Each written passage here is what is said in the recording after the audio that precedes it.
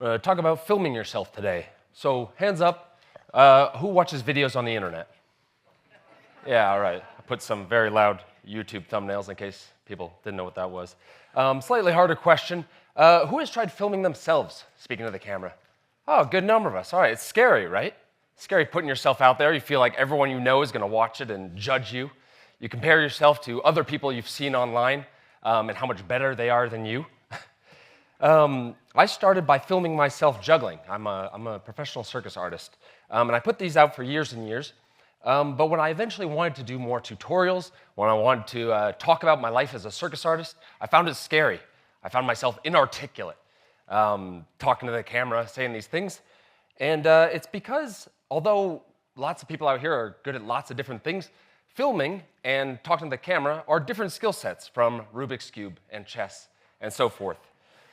Surprise. So today I'm going to go over some general advice, and then if you want to get into specifics, because I only have 5 minutes, find me sometime later. And maybe some inspiration as well. The first thing I would say is that the people you're used to consuming online, it's probably not their first ever video that you stumbled upon. A lot of these people are professionals. They've been doing it for years and years, so take heart in that when you're doing your first efforts. It takes a lot of effort to make something look effortless. So when I'm filming a video, I will often write a script beforehand. I'll set up lights and a microphone. I'll do a lot of editing, color grading. I'll film additional shots. If I mess something up, I'll do it over and over, all to make it look like I just turned on the camera and started talking to you. Looking natural doesn't mean feeling natural. So the experience you will have when you try to film yourself will likely be different from the experience you have when consuming these videos. And so here's an example, me talking to you about a lighting set I just did. And while it looks like we are just having a chat through your computer or phone screen, from my perspective, it's very different. I've got a light here, I've got a microphone, I've got a script, I've got a monitor to make sure I'm centered and in focus. And I show this not to show that you need a lot of technology to do this, but just to show you that it will not feel the same as when you are looking at the screen of someone else. Something that did help me in the beginning, get over this fear though, was that I took so much value from watching other strangers on the internet teach me things and talk about things that I had no way to experience on my own. And so I told myself, why can't that person be me or one of you? Finally, before I wrap up here, there is a cruel irony when you are starting that your target audience might not be the people most likely to see your videos in the beginning. All right, your wife or your son might not be interested in being a speed cuber. And that's okay. These algorithms are made to try to connect people that are interested in something with the people that are making content about them. So take heart if you stick with it. Hopefully you will find your audience.